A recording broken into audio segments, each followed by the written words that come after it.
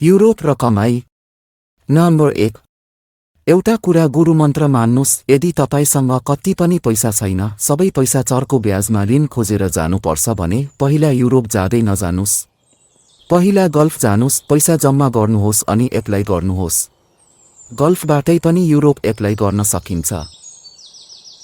Number 2। Croatia, रोमानियामा पहिला कम्पनीले राम्रो तलबको अफर गर्थे। बदमास एजेन्टले अनुभव हुँदै नभएका मान्छेलाई झुटा कागजमा अनुभवको प्रमाण देखाएर मान्छे पठाए।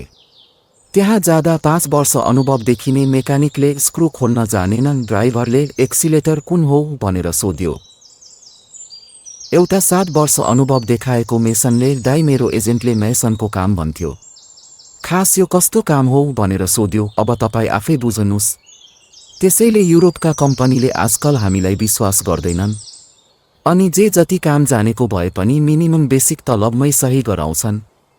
राम्रो काम गरेपछि तलब बढाउने कमै कम्पनी हुन्छन्। नम्बर 3। क्रोएसियाको काममा सिटिमिटी एजेन्टले नेपालमा लेबर कन्ट्र्याक्ट देखाउँदैनन्।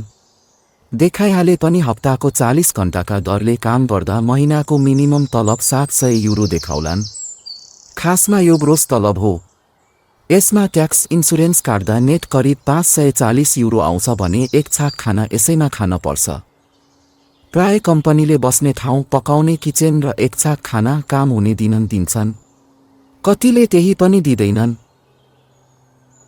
नम्बर 4। पोर्चुगलतिर अझ बढी समस्या हुन्छ। सुरुमा बस्ने ठाउँ, कागज बनाउने ठाउँ, काम गर्ने ठाउँ सबैको लागि पाइलै पिच्छे दलाललाई पैसा खुवाउन पर्छ। अरू ठाउँबाट भागेर जानेहरू नपछुताएको खासै कोही हुन्न।